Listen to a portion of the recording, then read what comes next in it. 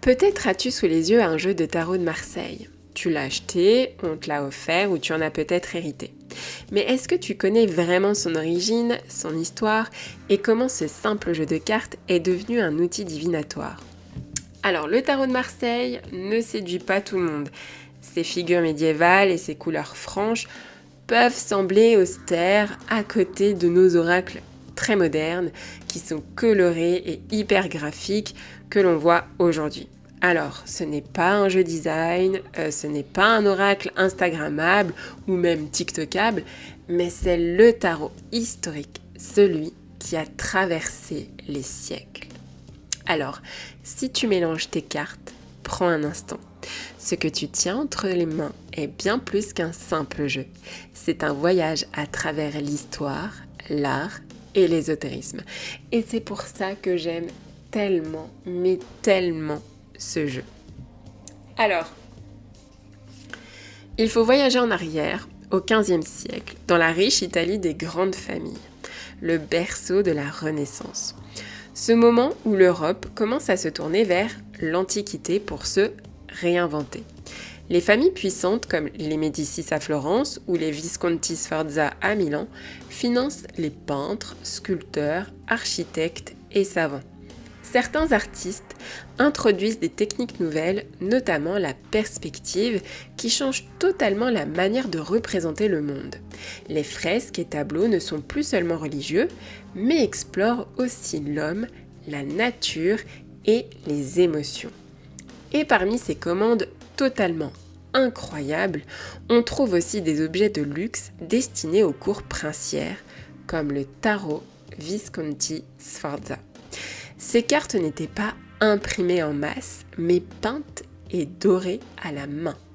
C'étaient des véritables œuvres d'art offertes comme cadeaux, symboles de prestige et de pouvoir.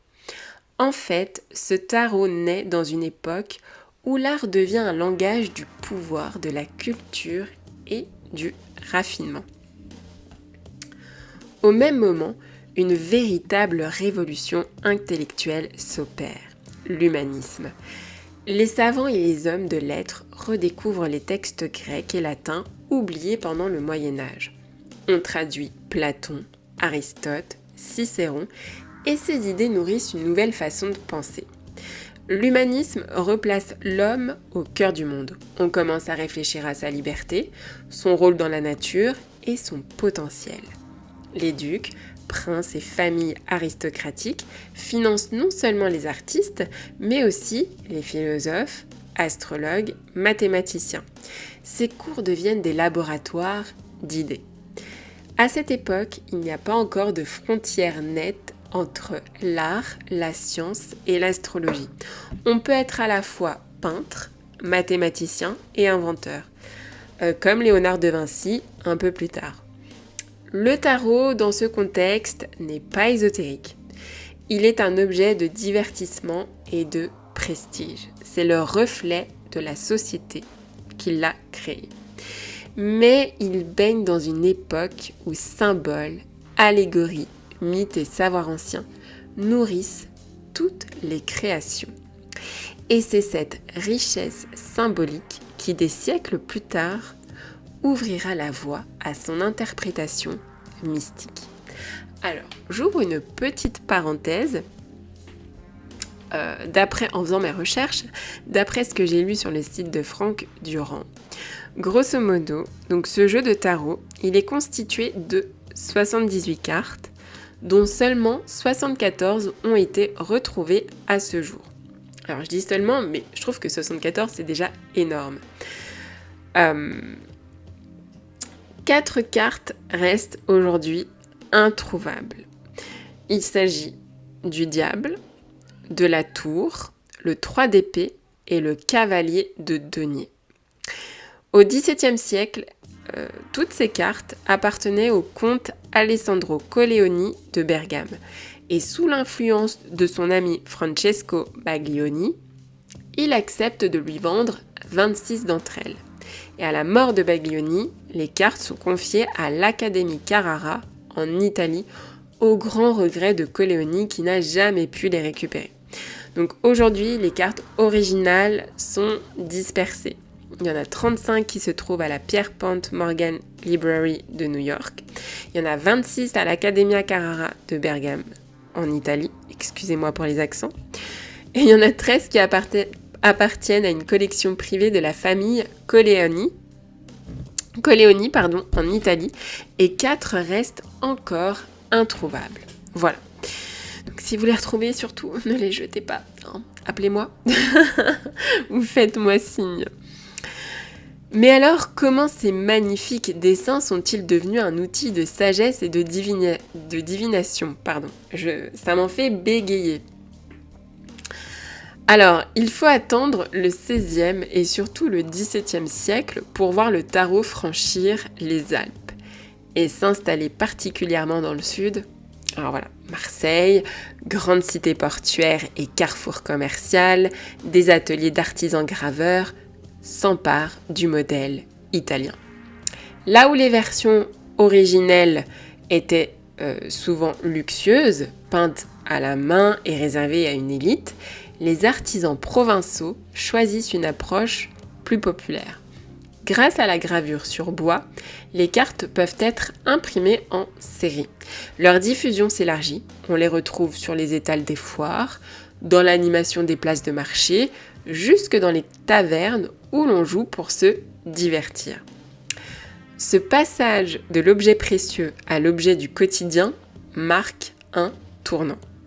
Le tarot, en se démocratisant, devient à la fois un jeu partagé par toutes les couches de la société et un miroir d'un imaginaire collectif. C'est dans ce terreau populaire entre Marseille et Lyon notamment que naît ce que l'on appellera plus tard le tarot de Marseille.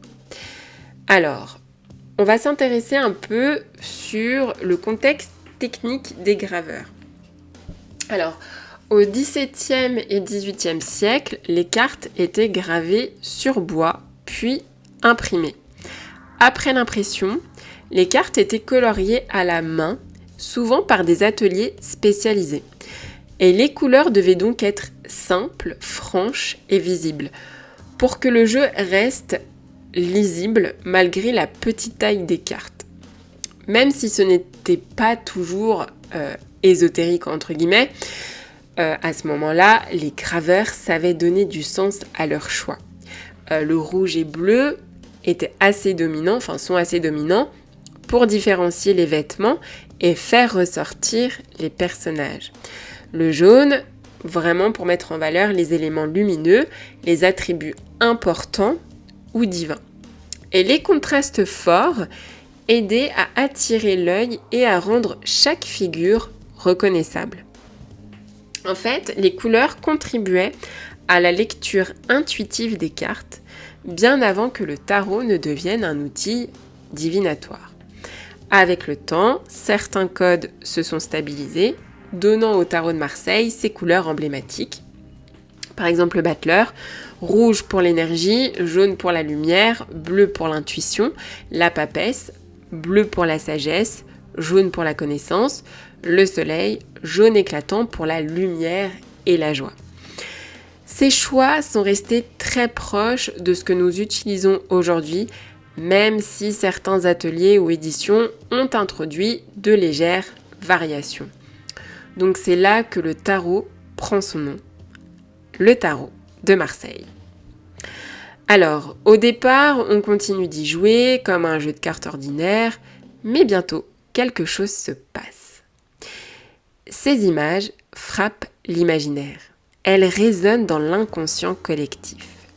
Le battleur n'est plus simplement un joueur de gobelets, il devient le début d'un chemin.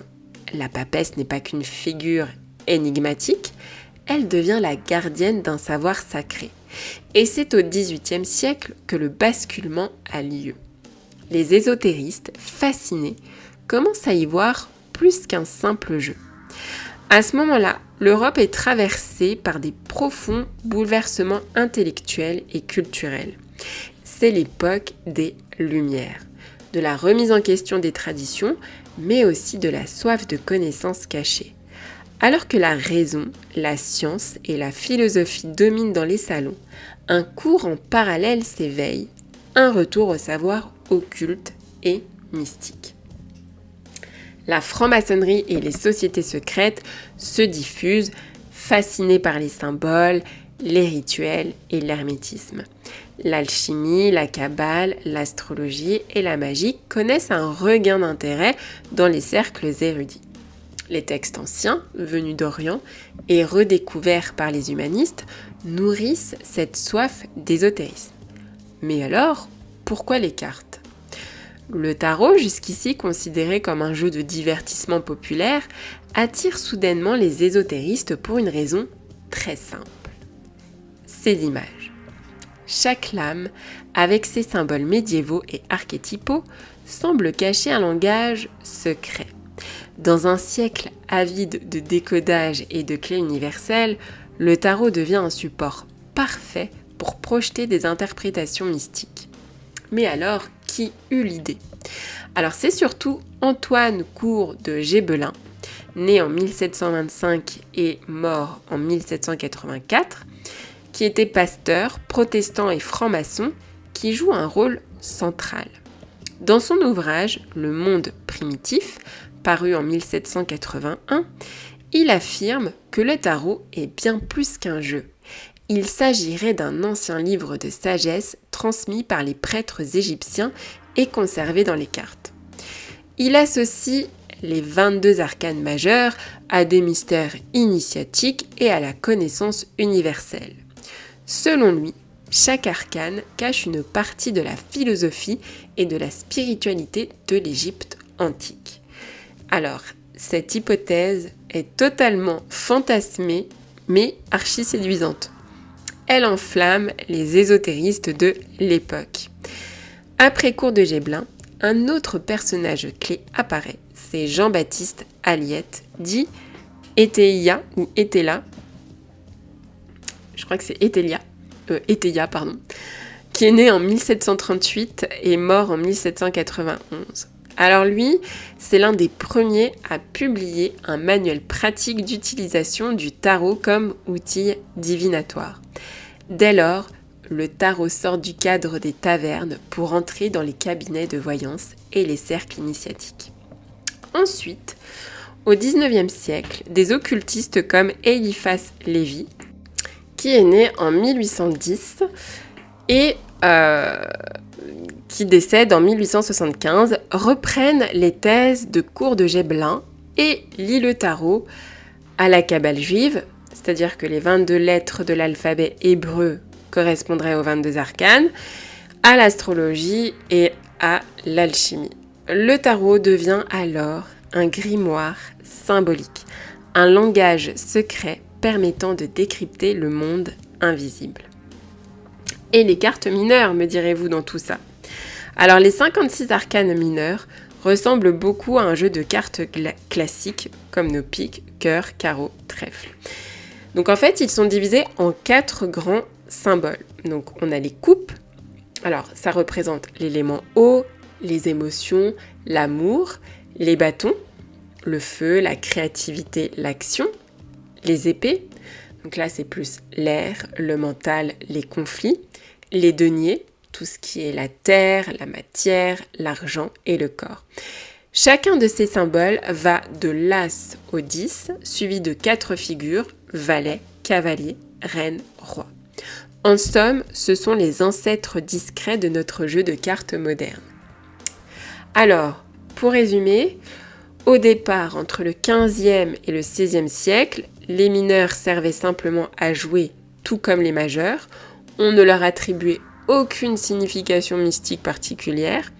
Entre le 17e et le 18e siècle, quand le tarot devient un outil ésotérique, les occultistes s'intéressent d'abord aux majeurs car leur symbolique est plus évidente, comme le monde, la mort, la justice, etc.